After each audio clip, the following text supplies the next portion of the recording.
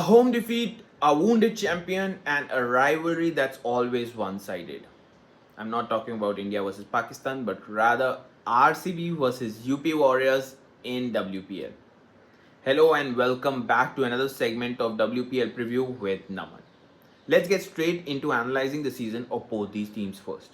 Now, RCB lost to Mumbai Indians at home, but they're still top of the table. Meanwhile, UP Warriors, they remain desperate for another win, and with the ball turning enough at Chinnaswamy, this might be just their best shot yet. It's a battle of big hitters, game changing spinners, and one of the best all rounders in WPL history. So, who has the edge? Let's break it down. First up, RCB. Let's be real. Losing your first home game sucks. But Smriti Mandhana and company doesn't need to hit the panic button yet.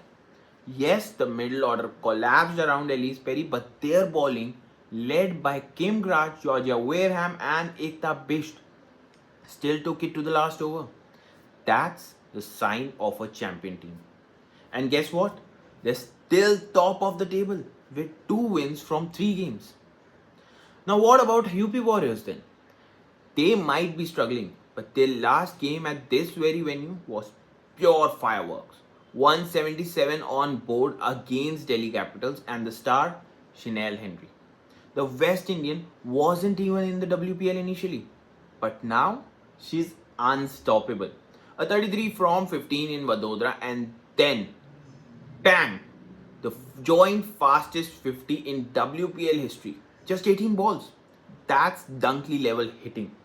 With Grace Harris out of form with bat, Henry has single-handedly given UP Warriors the finishing power they had been missing. But first, let's talk about the real match winners, the spinners. Enter Sophie Eccleston, the best bowler in WPL history. 30 wickets and counting. 7 against RCB alone. With conditions favoring turn, she's going to be a nightmare for Mandhana's side. But keep an eye on Kranti Good as well. She went wicketless in her first 2 games, but then destroyed Delhi Capitals with a 4-wicket haul. She got rid of Shefali Verma, Meg Lanning, Jemima Rodriguez, and Jen Jonassen. Basically, the entire top order. In RCB's case as well, the top order has been struggling against pacers. So with Eccleston, Deepthi, and Good around, UP Warriors have the best bowling attack to finally break their RCB curse. Now, speaking of nightmares, UP Warriors have a huge Perry problem. I'm not talking about the platypus Perry, but since there is no Elisa Healy this season, that means the best batter in this rivalry is now Elise Perry with 128 runs against UP Warriors, and she is on another level. Strike rate of 161, average of 77. Unbelievable. Even coming off her hip injuries, she has been bossing games. If UP Warriors doesn't find a way to stop her early, it could be game over before they even know it. Now, history favors RCB. 3 wins out of 4 against UP Warriors. And the only UP Warrior win came as a 10-wicket thrashing in 2023. But here's where it gets interesting. Chinnaswamy hasn't been the batting paradise we expected. In the first 2 games, RCB in the first game scored 167, but MI spinners made it tricky. In the second game, UP Warriors scored 177, but in that game as well, spinners took 9 out of the 19 wickets available.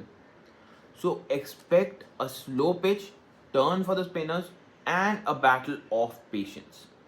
So here's the big question. Does RCB extend their dominance, or is this the night UP Warriors finally break free?